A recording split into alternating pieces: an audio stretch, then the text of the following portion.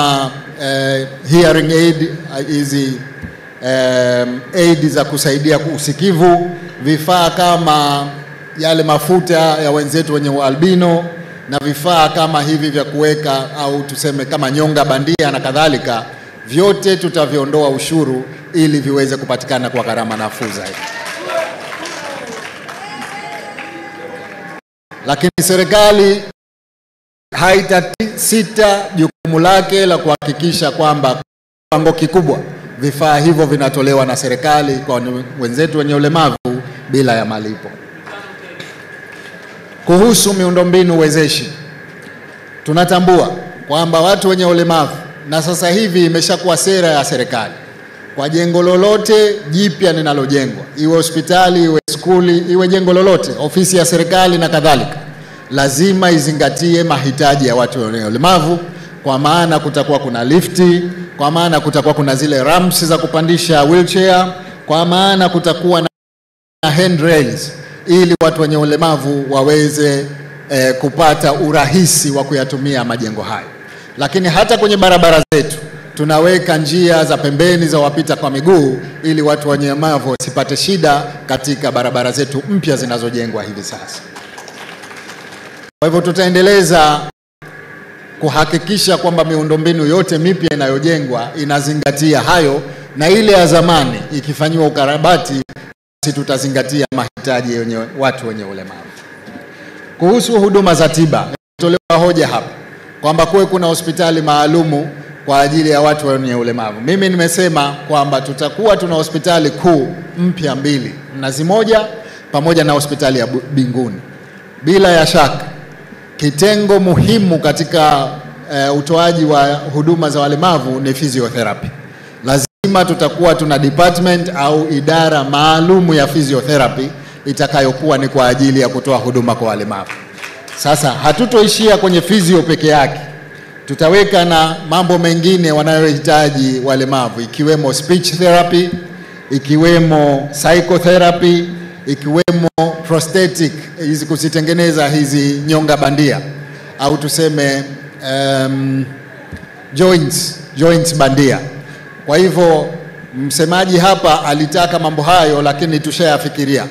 Tutaweza kuanzisha kituo maalum cha utoaji wa huduma za walemavu kwa vitu vingi ambavyo wanavihitaji vipatikane sehemu moja, one stop center kwa ajili ya walemavu. Kwa hivyo hilo ni kwa upande wa huduma za tiba. Lakini imezungumzwa viwanja vya michezo.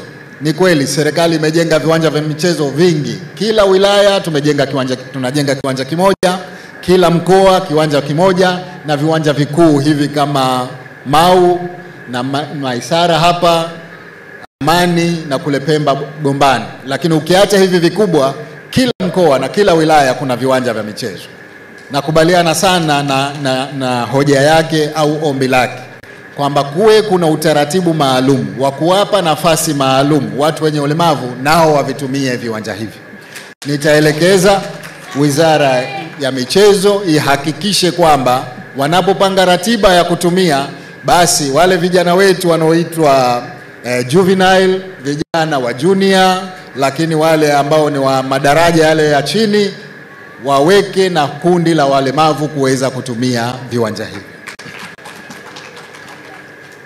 Nimefurahi kwamba kauli mbiu yenu ni kwamba watu wenye ulemavu hapa Zanzibar, kauli mbiu yenu kwa uchaguzi huu ni tupige kura kwa amani ili kuleta maendeleo jumuishi.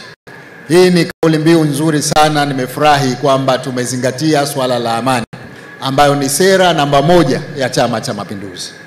Sasa ndugu zangu, kabla sijamalizia, kuna swala la ruzuku, kutoa ruzuku kwa shirikisho pamoja na mabaraza ya watu ulemavu.